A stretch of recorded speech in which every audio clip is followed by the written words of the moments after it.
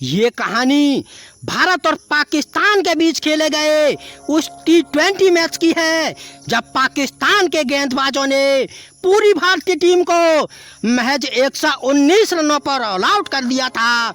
और ऐसा करके पाकिस्तानी खिलाड़ियों के साथ साथ पूरा पाकिस्तान घमंड में इतना मगरूर हो गया था कि पाकिस्तानी भारतीय टीम का मजाक उड़ाने लगे थे और पूरे पाकिस्तान में जश्न का माहौल शुरू हो चुका था और पाकिस्तान जीत से पहले ही जीत के नशे में चूर हो चुका था। लेकिन हिंदुस्तान को किसी भी हाल में पाकिस्तान से हार मंजूर नहीं थी। कुछ इन्हीं हालातों में भारतीय टीम की गेंदबाजी शुरू होती है और जब भारतीय गेंदबाजों ने अपनी औकात दिखाना शुरू किया तो मैदान में ऐसी सुनामी आ गई थी जिस सुनामी ने पाकिस्तान को तबाह और बर्बाद कर दिया था। दोस्तों, इस मैच की पूरी कहानी धमाकेदार अंदाज में हम आपको सुनाने जा रहे हैं और आप चाहते हैं कि पाकिस्तान के अहंकार को तोड़कर उसकी औकात उसे बता दी जाए तो इस वीडियो पे एक लाइक जरूर दीजिएगा और टीम इंडिया के सपोर्ट में हमारे चैनल को भी सब्सक्राइब जरूर कर लीजिएगा। तारीख थी 9 जून और साल 2024 की इस महामुकाबले का इंतजार संपूर्ण विश्व कर रहा था। गर्मा गर्मी के इस माहौल में वक्त होता है टॉस का, जहां टॉस में सिक्का पाकिस्तान के पक्ष में गिरता है और बाबर ने भारत को पहले बल्लेबाजी करने का न्योता दिया।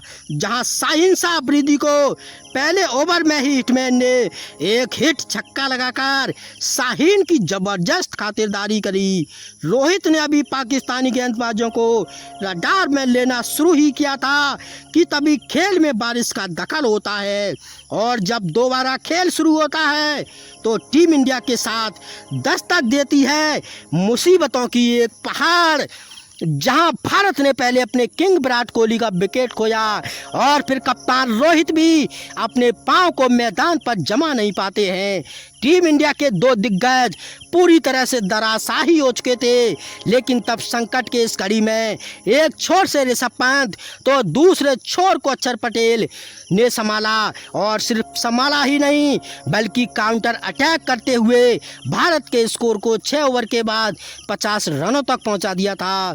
अभी भारतीय टीम संकट से निकलकर थोड़ी मजबूत ही बन रही थी कि तभी अक्षर पटेल एक बड़ा शॉट लगाने के चक्कर में बॉल को मिस कर जाते हैं और क्लीन बोल्ड हो जाते हैं। लेकिन पंत अभी भी पाकिस्तानी गेंदबाजों का बड़ी बहादुरी से सामना कर रहे थे। वहीं पंत का साथ दे रहे थे T20 के बादशाह सूर्य कुमार यादव, जिनसे समस्त भारत को यह उम्मीद थी कि सूर्या भारत को संकट की घड़ी से निकालकर एक अच्छे स्कोर तक ले जाएंगे। लेकिन भारतीय फैंस का यह भरोसा भी टूट जाता है। तब सूर्य कुमार यादव भी भारतीय टीम को संकट में छोड़ जाते हैं और फिर कोई भी भारतीय बल्लेबाज पाकिस्तानी गेंदबाजी के सामने टिक नहीं सका और पूरी भारतीय टीम 119 रनों पर ऑल आउट हो गई। तब भारतीय टीम के इस हालात को देखकर संपूर्ण पाक में भारतीय टीम का मजाक बनाना शुरू हो चुका था और पाकिस्तान में जगह जगह चौक चौराहे और गली मोहल्ले में जश्न का माहौल था। खेल की दूसरी पारी शुरू होने से पहले ही भारतीय टीम को यहां लूजर घोषित कर दिया गया था। पाकिस्तान के इसी जश्न के बीच शुरू होती है टीम इंडिया की गेंदबाजी। बाबर और रिजवान पाकिस्तान की पारी की शुरुआत करते हैं। वहीं पहला ओवर डालने की जिम्मेदारी अर्शदीप सिंह को दी जाती है, जहां बाबर और रिजवान ने मिलकर अर्शदीप के पहले ही ओवर में 9 रन कूद डाले थे। भारतीय टीम को अगर इस छोटे से स्कोर को डिफेंड करना था तो जल्द ही विकेट की ज़रूरत थी, वो भी गुच्छे में। लेकिन पारी का दूसरा ओवर डालने आए सिराज को भी निराशा ही हाथ लगी। तब पारी के तीसरे ओवर में भारतीय कप्तान ने बुमराह को बॉल थमा दी और बुमराह ने अपना काम लगभग पूरा कर ही लिया था। लेकिन रिजवान एक आसान कैच छोड़कर शिवम दुबे ने हाथ आए मौक़ों को भी गंवा दिया था। 4 ओवर का खेल समाप्त हो चुका था और पाकिस्तान ने बगैर कोई विकेट खोए 26 रन स्कोर बोर्ड पर लगा दिए थे। लेकिन फिर 5वें ओवर में एक बार फिर से बुमराह को बॉलिंग अटैक पर बुलाया जाता है और इस बार बुमराह ने बाबर के टावर को ऐसा उखाड़ फेंका जिससे पूरा पाकिस्तान डहल उठा।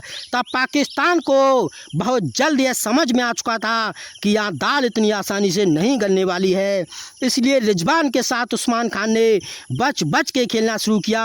ये दोनों बल्लेबाज बड़े ही शातिर दिमाग से पाकिस्तान की पारी को टुक टुक करके आगे बढ़ा रहे थे।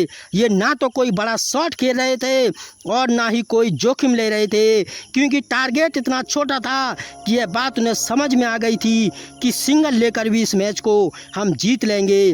अब तक 10 ओवर का खेल समाप्त हो चुका था और पाकिस्तान ने मात्र एक विकेट खोकर 57 रन स्कोर बोर्ड पर लगा दिए थे। अब पाकिस्तान को जीतने के लिए अगले 10 ओवर में 63 रनों की आवश्यकता थी और उनके 9 विकेट उनके हाथ में बचे थे। पाकिस्तान में लोग एक दूसरे से गले मिलकर मिठाइयाँ बांटकर जीत की बधाई दे रहे थे। लेकिन तभी पारी के 11वें ओवर में अक्षर पटेल ने उस्मान खान को LPW आउट करके भारत को दूसरी सफलता दिला डाली।